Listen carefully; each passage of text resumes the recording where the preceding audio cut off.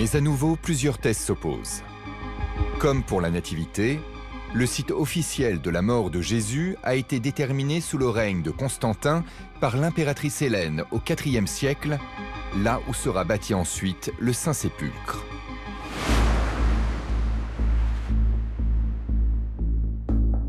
Le Saint-Sépulcre est un lieu important pour le christianisme dès ses origines, puisque c'est le lieu qui résume tout le mystère de la foi. C'est la mort et la résurrection de Jésus.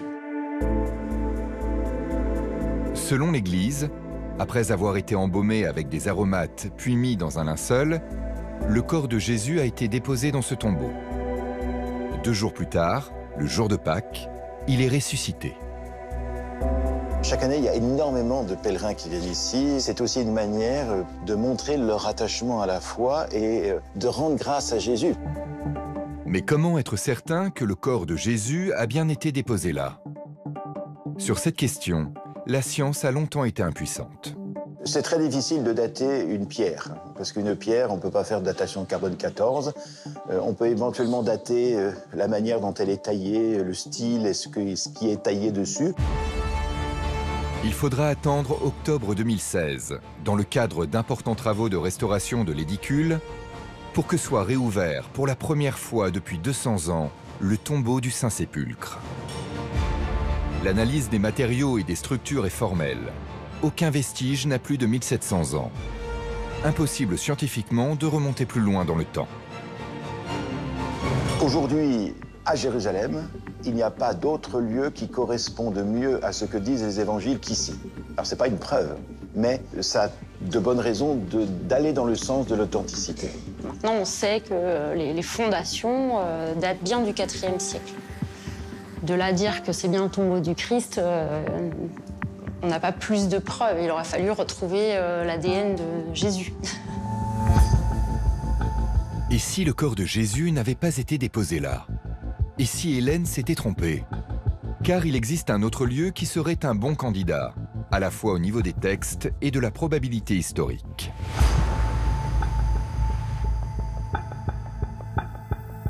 Il existe à Jérusalem un site alternatif pour la crucifixion, différent de l'église du Saint-Sépulcre.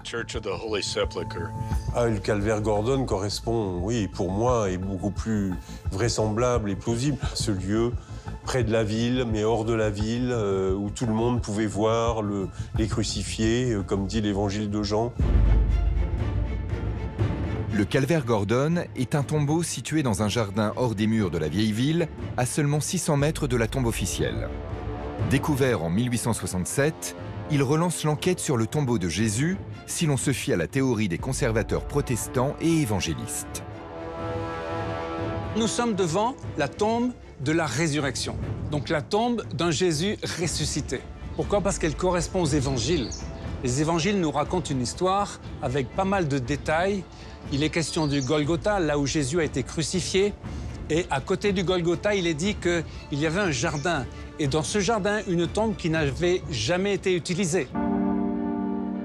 Les Écritures mentionnent un jardin à côté du lieu de crucifixion.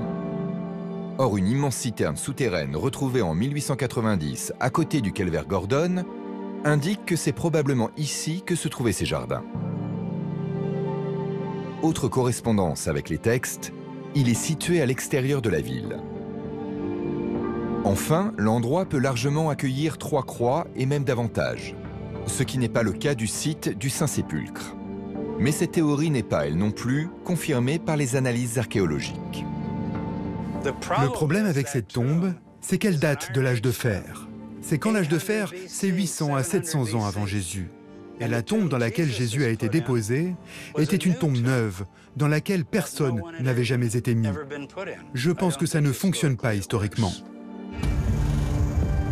En 1898, quelques années après la découverte du calvaire Gordon, une autre découverte bouleverse la recherche historique.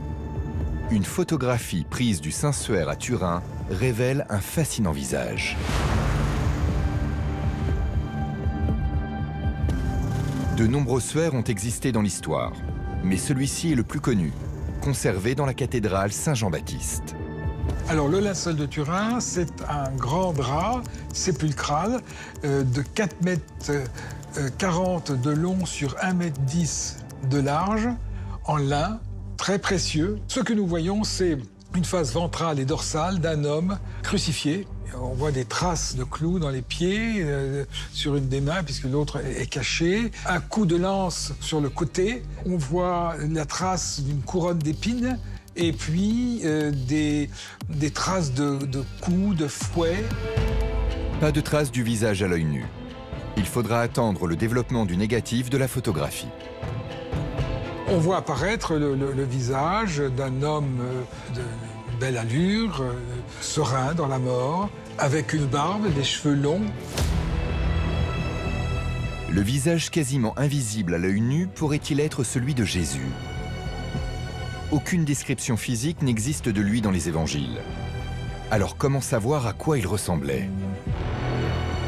On a pu voir le visage de Jésus évoluer dans l'art en fonction des modes de certaines époques. Il y a eu un Jésus imberbe avec des cheveux courts représentés au moment de son baptême. Puis on va arriver un peu plus tard un Jésus avec la barbe et les cheveux longs.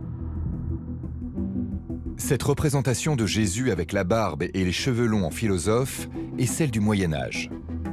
Or, après un siècle d'analyse scientifique et de controverses, en 1988, la datation par le carbone 14 est sans appel. Le Saint-Suaire date du XIIIe ou XIVe siècle. Il a été représenté en fonction de l'étiquette qu'on voulait lui faire porter. Mais on n'a pas d'informations sur le visage de Jésus. À l'Université britannique de Manchester, des scientifiques et archéologues se sont penchés sur la question. Pour dresser le portrait robot du Christ, ils ont utilisé une spécialité judiciaire appliquée aux enquêtes criminelles, l'anthropologie médico-légale. Après avoir réalisé des coupes au rayon X de plusieurs crânes de Galiléens ayant vécu près de Jérusalem au 1er siècle, ils ont obtenu le portrait type d'un habitant de la Judée au temps de Jésus. La peau est mate, tannée par le soleil. Les cheveux sont foncés et bouclés. Très probablement, Jésus portait les cheveux courts parce que c'était la coiffure qui convenait aux hommes dans le monde juif de son époque. Mais on ne pourra pas en dire beaucoup plus sur son apparence physique.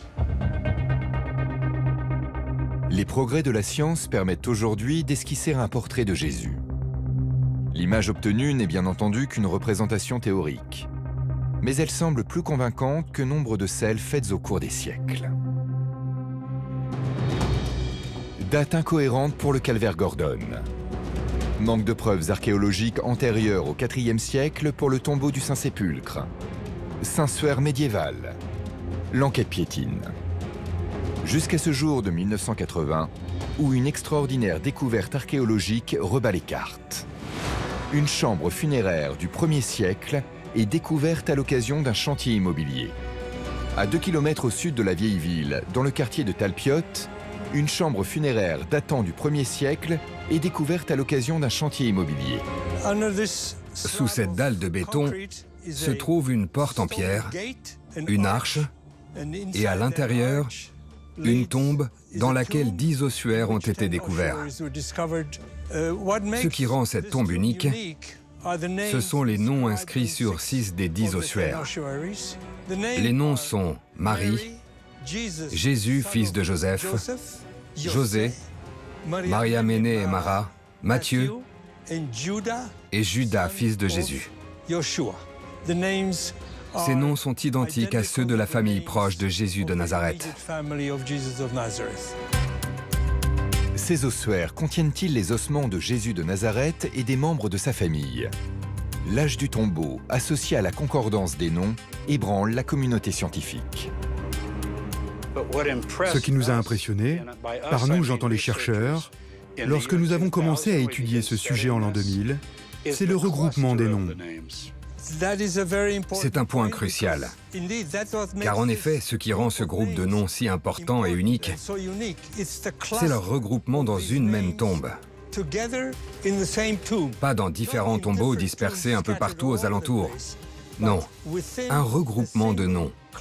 Les membres immédiats de la famille de Jésus se retrouvent là, réunis au même endroit. Pour vraiment comprendre les noms du tombeau de Talpiot, il faut faire appel aux statistiques. Disons que nous avons un stade de 50 000 personnes et que tous ceux qui s'appellent Jésus se lèvent. 5% des 50 000 personnes se lèveront. Puis vous demandez, combien d'entre vous ont une mère nommée Marie? La moitié environ va s'asseoir. Puis on dit, combien ont un frère nommé Jacques? Tout le monde presque va s'asseoir. Pourquoi? Parce que Jacques est un prénom très rare, moins de 1%. Ensuite, si ça ne marche pas, quelqu'un a un frère nommé José? Pas Joseph, pas Josie, José, éplé avec un « et ». Quelqu'un? Ce même homme resté debout serait Jésus.